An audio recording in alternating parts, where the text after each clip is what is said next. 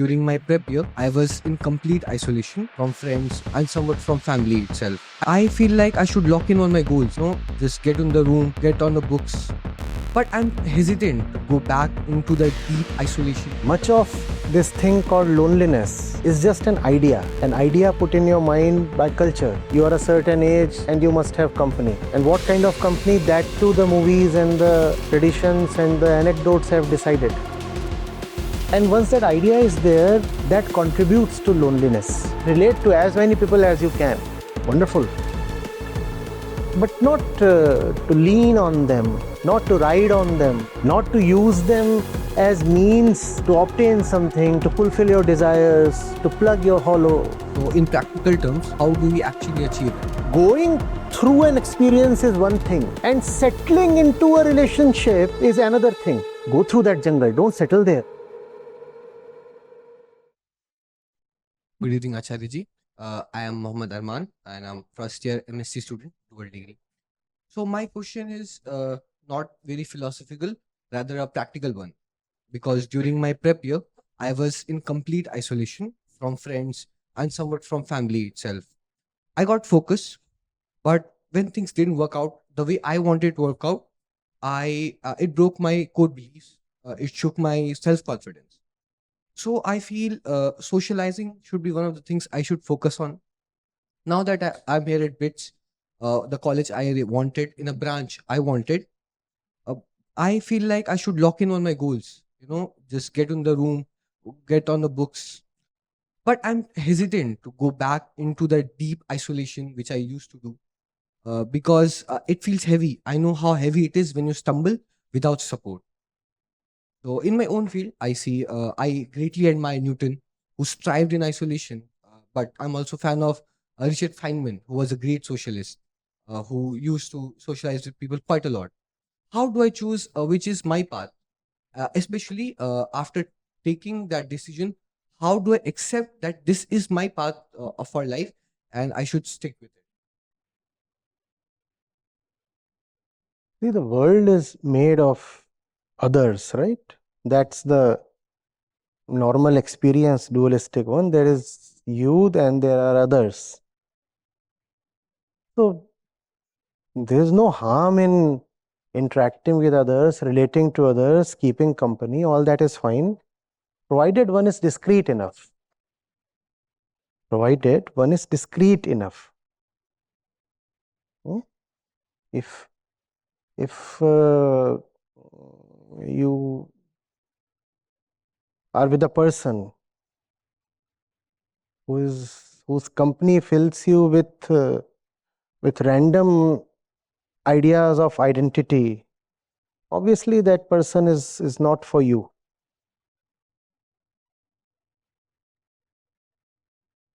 If a fellow is just as lonely as you are, then probably the fellow is just as ignorant as you are. By you, I don't mean you. How will the company of that person help? I've also said in the book that union of two beggars can't produce a billionaire. Half and half is a quarter. You are lonely and the other one is lonely, and the two of you get together and think we'll now be wholesome. That won't happen. Much of this thing called loneliness is just an idea put in your mind by culture. You are a certain age and you must have company. And what kind of company? That too the movies and the traditions and the anecdotes have decided. These are the right kind of friends, these are my guy friends, and that's my girlfriend, and you already have images. If I meet such a person, that qualifies to be a good friend. That kind of girl. And once that idea is there, that contributes to loneliness. Obviously, there is the physical component also. Even as the kid is born, it wants at least the mother around. There is a physical thing also. But a big part, at least in youth, is mental. The loneliness is actually a crowd. It is not solitude, it is a crowd of ideas, images, thoughts. You look at a certain image and you say, that image has two people, whereas in my life I am just one. Therefore, I ought to suffer. But that's an idea put in your mind by somebody else. Getting it? Now, if you can have the company of someone who can tell you this, then go for that company at all cost. So, sir, to what extent we should be socializing? Because I mean, There is no limit. There is no limit. Who will set the limit? There is no heavenly commandment, right? You can belong to the entire universe, and why not? Why should there be a limit? Why should you say I belong only to these 4 people? Belong to the entire universe. Relate to everybody. Wonderful. You have not been forbidden. At the same time, let no person, no idea, no object be a substitute for your inner completeness. You cannot say inwardly I am rotten or hollow, therefore I rush to that person. From your inner completeness, if you relate to 1,000 people, that's wonderful. Don't go to the other because you are feeling dependent, miserable. See what you're doing to the other then.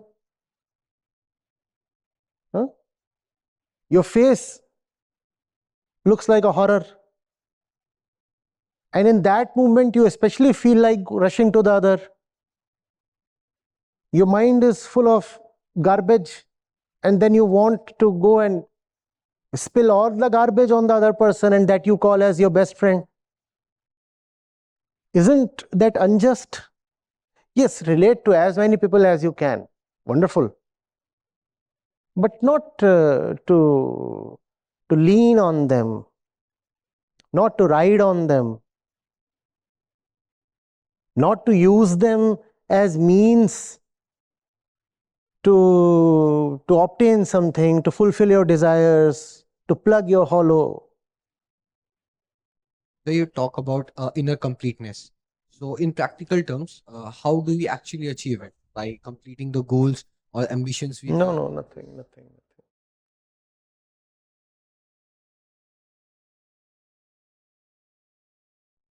You see, I sit here,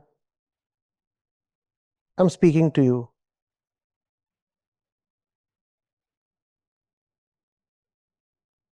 And I think I'll walk away just as I walked in. When I walked in, most of the seats here were filled. How does it matter to me how I am received? Or what is the response? Are you getting it? I'll still relate. I don't have to bother too much about what I'm getting from this auditorium. On the other hand, if I'm incomplete, I'll come here for the sake of some personal fulfillment.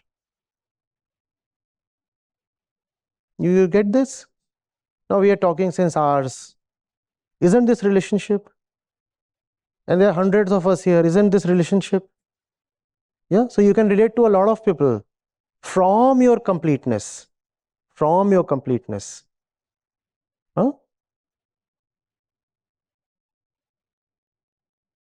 So you mentioned that if being with a person gives you random ideas about yourself, then that relationship is bad with you, for you.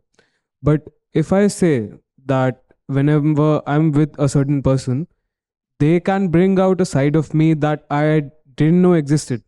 Like they can bring out feelings that I haven't felt before. If it could be a parent, it could be a friend. And if I can feel differently with them, aren't they really helping me to seek out the truth about myself? No, that's fine. That's then a matter of experience. Right? if you are with someone and you start feeling absolutely angry, that person has the great potential to make you furious. You are otherwise, let's say, a calm fellow. But there exist one or two special souls, you go close to them and you find you are furious. It's an instructive experience. You will learn more about yourself through that experience. But that does not mean that that company is great for you. You will know that anger was lurking within, hidden somewhere. And that fellow has helped to bring the anger out. That's fine. It's an experience you can learn from. But that does not mean the fellow is great company. Similarly, you start feeling especially lustful looking at a person. And you used to proclaim that you're a real brahmachari with no arousal at all ever. But this one person you go to and you find yourself excited. It's again an instructive experience which has helped you call out your falseness. But that does not mean that you now should hang on there. Having a range of experiences is a wonderful thing. It helps uncover your falseness. Oh, you know, I'm the Lord Absolute. Never afraid of anything. And one night you had to spend in the jungle all by yourself. And you are found in the morning with wet pants and all things. So it was a good experience because it helped you see you are not what you claim to be. You claim to be fearless, but that experience displayed your falseness to you. Hence, it pays to put yourself through diverse experiences. You learn more about yourself. But going through an experience is one thing, and settling into a relationship is another thing. Go through that jungle, don't settle there. Learn that you are a timid fellow and then start working on yourself. That doesn't mean you will erect a house in the jungle. Are you getting it? Just download the Acharya Prashant app and there you go to the community section and you have live testimonials streaming in at the rate of 1 every 5 minutes. I'm seeing lives change in thousands, if not millions, every day in front of my own eyes. We are doing it. Right. We have actually done it. Join the community of more than 2 lakh participants on the Acharya Prashant app. Your first month is completely free. You'll get full access to Gita Mission. On the app, you will get regular live sessions, daily exclusive conversations with Acharya Prashant, access to the vibrant Gita community, wisdom exams, curated news, audiobooks, quotes, and much more. Search Acharya Prashant on Google Play Store or Apple App Store and download now.